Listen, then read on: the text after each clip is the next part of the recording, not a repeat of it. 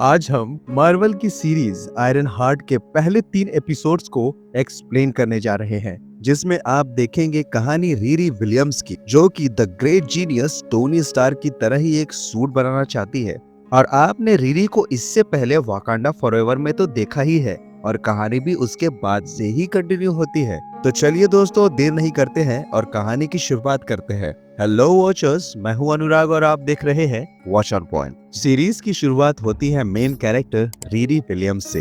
पहले एपिसोड के स्टार्ट में रीरी एक फ्लैशबैक याद करती है, जिसमें वो अपनी एक दोस्त के साथ बातें करते हुए हंस रही होती है। लेकिन प्रेजेंट टाइम में पता चलता है कि ये दोस्त कई साल पहले ही मर चुकी है। इस फ्लैशबैक से रीरी के इमोशनल कनेक्शन और उसके पास्ट का एक ग्लिम्स मिलता है, जो उसके कैरेक्टर को डेप्थ देता है। प्रेजेंट टाइम में हम रीरी विलियम्स की जिंदगी देखते हैं। रीरी एक बहुत ही इंटेलिजेंट और स्मार्ट लड़की है, जिसने छोटी ही उम्र में स्कूल और कॉलेज की पढ़ाई कंप्लीट कर ली है। अब वो यूएसए के MIT यूनिवर्सिटी में पढ़ाई कर रही है और उसका सपना है कि वो टोनी स्टार्क की तरह ही एक आर्मर क्रिएट करे। लेकिन रीरी के पास पैशन की थोड़ी कमी है, क्योंकि उसे लगता है कि टोनी स्टार्क के पास बहुत सारी दौलत थी, इसी वजह से उसके पास बहुत सारे रिसोर्सेस थे। इसीलिए वो कॉलेज के दूसरे स्टूडेंट्स के प्रोजेक्ट करके पैसे कमाती है और उन्हीं पैसों से अपने आर्मर प्रोजेक्ट पे काम करती है। रीरी का माइंडसेट ये है कि वो लिमिटेड रिसोर्सेज के साथ कुछ बड़ा नहीं कर सकती। टोनी स्टार्क ने अपने आर्मर को सिर्फ अपनी दौलत की वजह से ही बनाया था। मेरी माने दोस्तों तो ये सोच तो बिल्कुल गलत है, क्योंकि टोनी स्टार्क ने एक केव में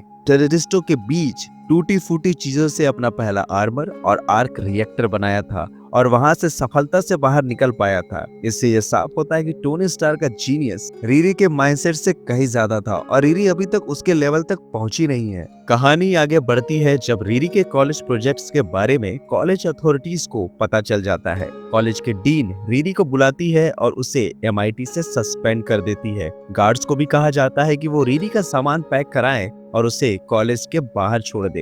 रीरी को ये डर लगता है कि अगर वो कॉलेज से निकल गई तो उसका आर्मर उसके हाथों से छिन जाएगा। इसीलिए वो गार्ड्स की नजरों से बचती हुई अपने आर्मर के पास जाती है और उसके पार्ट्स एक्टिवेट करती है और सूट पहनकर कॉलेज से उड़कर निकल जाती है। रीरी के आर्मर में एक AI होता है जिसका नाम होता है ट्रेवर, बिल्कुल जार्विस की तरह। लेकिन ये दरअसल दोस्तों जार्विस का सस्ता वर्जन है, क्योंकि ये AI छोटे मोटे टास्क तो कर लेता है, लेकिन जब रीरी इसे घर ले जाने का कमांड देती है तो ट्रेवर हैंग हो जाता है और रीरी का सूट टूटकर जमीन पर गिर जाता है। ये सीन रीरी के टेक्निकल स्किल और उसके आर्मर के लिमिटेशंस को दिखाता है, जो अभी भी टोनी स्टार्क के आयरन मैन सूट तक तो बिल्कुल भी नहीं पहुंची है। इसी बीच सीरीज में एक इम्पोर्टेंट टीम इंट्रोड्यूस होती है, जो क्रिमिनल्स की टीम होती है। शहर में बड़े बड़े क्राइम्स छुपके करती है। इस टीम का लीडर होता है पार्कर रॉबिन्स, यानी कि मार्वल कॉमिक्स का फेमस विलेन द हुड। हम देखते हैं कि ये टीम एक घर में घुसकर सिक्योरिटी ब्रीच करती है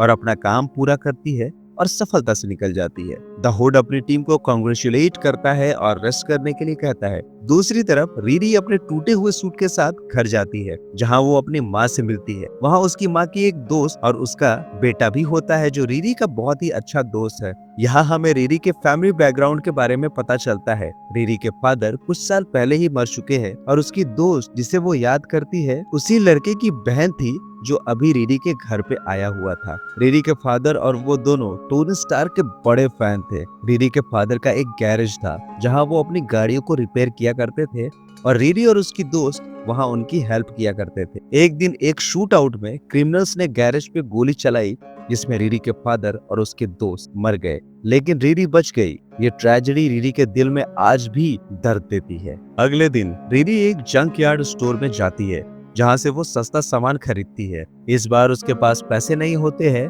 और वो स्टोर के मालिक से उधार मांगने की सोच ही रही होती है। तभी द हुड के टीम का एक मेंबर जॉन वहां पे आता है और रीरी के लिए सामान के पैसे दे देता है। रीरी को ये अजीब लगता है और वो जॉन से पूछती है कि उसने ऐसा क्यों किया। जॉन कहता है कि वो रीरी का फैन है, क्योंकि रीरी शहर में अपने इंटेलिजेंस के लिए फेमस है। जॉन उससे ये भी कहता है कि वो दूसरे इंसान के लिए काम करता है और अगर रीरी चाहे तो उससे मिल सकती है और काम करके पैसे कमा सकती है। जॉन उसे एक कार्ड देता है और कहता है कि अगर अगर वो आना चाहे तो अगले दिन आ सकती है। अगले दिन रीरी कार्ड पर दिए एड्रेस पे पहुंचती है। वो एक बिल्डिंग के लिफ्ट से ऊपर जाती है, लेकिन लिफ्ट रुक जाती है। पता चलता है कि द हुड और उसकी टीम ने लिफ्ट को रोका है और ये रीरी का टेस्ट है। उन्होंने लिफ्ट में CO2 गैस छोड़ दी है और एक 3 मिनट का टाइमर शुरू किया है। रीरी को 3 मिनट में लिफ्ट खोलकर बाहर निकलना है, वरना वो मर जाएगी। रीरी अपना दिमाग लगाती है और लिफ्ट खोलकर बाहर निकल जाती है। द हुड और उसकी टीम उसके इंटेलिजेंस की तारीफ करती है और उसका स्वागत करती है। द हुड यानी कि पार्कर रॉबिन्स रीरी से अकेले में बात करता है और कहता है वो बहुत ही स्मार्ट है, इसीलिए वो चाहता है कि रीरी उसकी टीम के लिए काम करे। बदले में वो उसे ढेर सारे पैसे देगा। रीरी को पता है कि ये काम इलीगल है, लेकिन उसको पैसों की जरूरत है, तो इसी वजह से वो हाँ कर देती। द हुड बताता है कि अगले दिन एक बड़ा मिशन है जिसमें रीरी को अपने सूट के साथ आना होगा, क्योंकि उन्हें उसके सूट की जरूरत पड़ेगी। वो रीरी को एडवांस पैसे देता है, जिसके बाद रीरी घर जाती है और अपने आर्मर को ठीक करने के साथ साथ एक नई AI को डेवलप करती है। इस प्रोसेस में वो गलती से अपनी मरी हुई दोस्त की AI नेटली को क्रिएट कर देती है, जो उसे बहुत शॉक करता है और इसके साथ ही एपिसोड 1 एंड हो जाता है। दोस्त एपिसोड 2 की शुरुआत में हम देखते हैं कि रीरी अपने बनाए हुए AI नेटली से पूछती है कि वो क्या है। नेटली बताती है कि उसका नाम नेटली है, लेकिन रीरी उससे कहती कि ये तो उसकी मरी हुई दोस्त का नाम है। तो रीरी को ये समझ आ जाता है कि उसने गलती से नेटली के रूप में ही AI को क्रिएट कर लिया है। वो इसे डिलीट करने का सोचती है, लेकिन मिशन के लिए निकलने की वजह से उसे रूम में उसे लॉक करके छोड़ देती है। द हुड की टीम के पास पहुंचकर द हुड रीरी को टीम से इंट्रोड्यूस करवाता है। Slug the hacking expert Rose and Jerry. Rose और जेरी फाइटिंग एक्सपर्ट है और भाई बहन है। क्लाउन पायरोटेक्निक सपोर्टर है और जॉन द हुड का ही कजिन है और चाकू चलाने में माहिर है। द हुड अपने प्लान के बारे में बताता है। टीम एक कंपनी टनल को टारगेट करेगी जो अंडरग्राउंड हाई स्पीड रोड्स बनाती है। टीम का मानना है कि टनल कंपनी गलत काम कर रही है, इसीलिए वो इसके सिस्टम में एक वायरस डाल के इसे रोकना चाहते हैं और CEO से अपनी शर्तें मनवाना चाहते हैं। रीरी को अपना आर्मर पहनकर एक पेन ड्राइव के साथ सिस्टम के मेन एरिया में जाना होगा और वायरस को डालना होगा, लेकिन रीरी को पता है कि उसका आर्मर अभी पूरा तैयार नहीं हुआ है, क्योंकि उसमें कई पार्ट्स मिसिंग है। मिसिंग पार्ट्स के लिए रीरी एक बंदे जो के पास जाती है, जो ब्लैक मार्केट डीलर है। जो का असली नाम इजेकियल स्टेन है, जो आयरन मैन के दुश्मन ओबाडिया स्टेन का बेटा है। जी हाँ दोस्तों, वही ओबाडिया स्टेन जिसको आपने आयरन मैन के पहले पार्ट में देखा था। रीरी उसे पुलिस की धमकी देती है, जिसके बाद जो उसे अपने सीक्रेट बंकर में ले जाता है, जहाँ वो इलीगल सामान को रखता है। वहाँ से रीरी को जो भी सामान चाहिए होता है वो उसे मिल जाता है और वो अपने सूट में उसे लगा के सूट को कंप्लीट करके वहां से उड़ जाती है। रात होती है और हुड की टीम टनल के इनॉग्रेशन के पास पहुंचती है। रीरी को पेन ड्राइव सिस्टम में प्लग करना होता है, लेकिन फ्लाइट के दौरान उसकी AI नेटली उसके सामने अपीयर हो जाती है, जिससे रीरी घबराकर टनल में ही गिर जाती है और पेन ड्राइव खो जाता है। नेटली AI रीरी को बताती है कि सिस्टम को रोकने का एक और तरीका है, गाड़ियों के प्लेटफॉर्म को हटाकर सिस्टम में घुसना। रीरी स्लग से कांटेक्ट करती है और प्लान बताती है। वो गाड़ी का प्लग निकालती है और स्लग सिस्टम को हैक करके शट डाउन कर देता है, जिससे सारी गाड़ियां रुक जाती है। टनल कंपनी के CEO की गाड़ी में तभी द हुड अपीयर होता है और वो उससे धमकाता है कि सिस्टम बंद है और कंपनी दिवालिया हो जाएगी अगर उसने उसकी शर्तें नहीं मानी। द हुड की शर्तें हैं कि कंपनी उसके टीम के मेंबर्स को 6 फिगर सैलरी दे,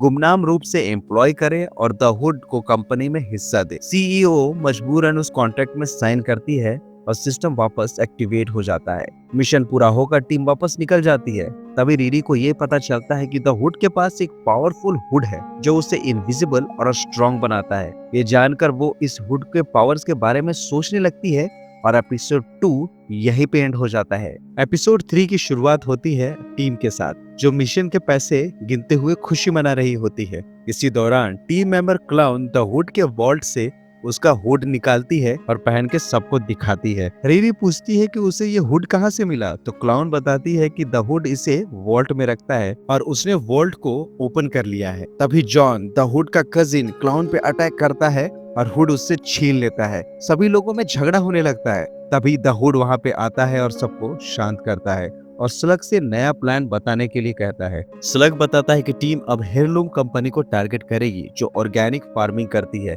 लेकिन छोटे फार्मर्स को नुकसान पहुंचाती है। उनका प्लान है हेirloom कंपनी के सीईओ हंटर से शर्तें मनवाना या कंपनी को बर्बाद करना। टीम हेirloom के ग्रीन हाउस पे अटैक करेगी जहां कड़ी सिक्योरिटी है, इसीलिए टीम पूरी तैयारी करती है। लेकिन मिशन कुछ टाइम बाद होना है तो सब घर चले जाते हैं। रिरी घर वापस आती है और अपनी माँ और दोस्त जेवियर यानी कि नेटली के भाई से मिलती है। तभी वहाँ पे जो आ जाता है और रिरी से हेल्प मांगता है। रिरी पहले पहले तो मना कर देती है, लेकिन जो कहता है अगर उसने उसकी मदद नहीं की तो वो उसके माँ को सारी सच्चाई बता देगा। जिसके बाद रिरी अगले दिन उसके घर जाने का वादा करती है। घर में रिरी देखती है कि नेटली एआई उसके सूट को कंट्रोल कर रही है। वो इतनी ज्यादा एडवांस है कि खुद ही सूट को ऑपरेट कर सकती है। रिरी नेटली एआई के साथ अब ज्यादा से ज्यादा टाइम बिताने लगती है और ढेर सारी बातें भी करने लगती है। एक दिन दो पुलिस ऑफिसर्स रिरी के घर आते हैं और एक आदमी के बारे में पूछताछ करने लगते हैं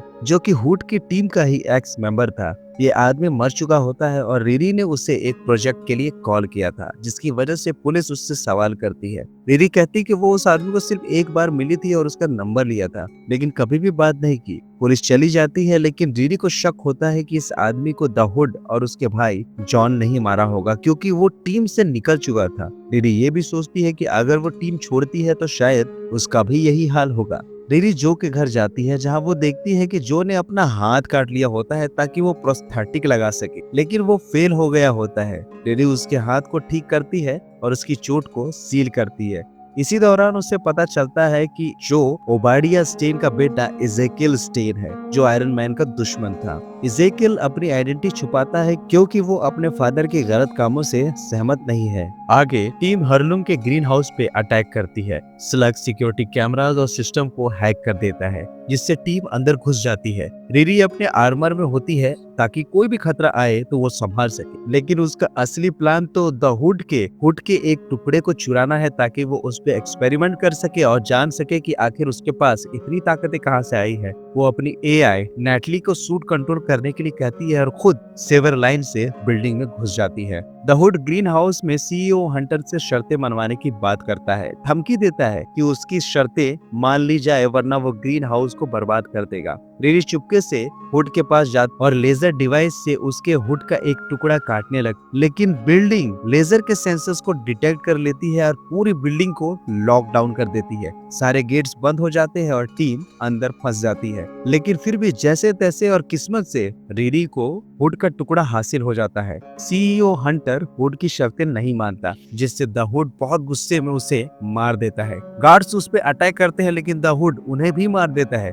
रिरी टनल से निकलकर दूसरे रूम में आती है और नेटली एआई से टीम को बाहर निकालने को कहती है। जॉन रिरी के हाथों में हुड का एक टुकड़ा देखता है और उस पर वो अटैक कर देता है, क्योंकि उसे लगता है कि रिरी ने द हुड के साथ कुछ गलत किया है। रिरी का आर्मर उससे बचा तो लेता है और उसे बाहर भी निकाल लेता है, लेकिन रूम का गेट लॉक हो जाता है, जिस वजह से जॉन अंदर फंस जाता है और उसकी मौत हो जाती है। टीम बाहर निकलती है, लेकिन द हुड नोटिस करता है कि जॉन नहीं है। रिरी बिल्डिंग को स्कैन करती है और बताती है कि जॉन एक रूम में मर चुका है। द हुड को बहुत दुख होता है और टीम वापस चली जाती है। रिरी घर में आती है और जॉन की मौत का अफसोस करती है। उसे लगता है कि शायद वो उसे बचा लेती, मगर उसने उसे बचाया नहीं। दूसरी तरफ द हुड अपने अड्डे पर गुस्से में अपना हुड फेंक देता है और किसी से बातें करता है। वो कौन है दोस्तों, अब तक ये क्लियर तो नहीं है, लेकिन बहुत ज्यादा चांसेस है कि वो मैफिस्टो होगा, जो उसे जॉन की मौत के विजुअल्स को दिखाता है। इससे हुड समझ जाता है कि जॉन को रिरी ने मारा है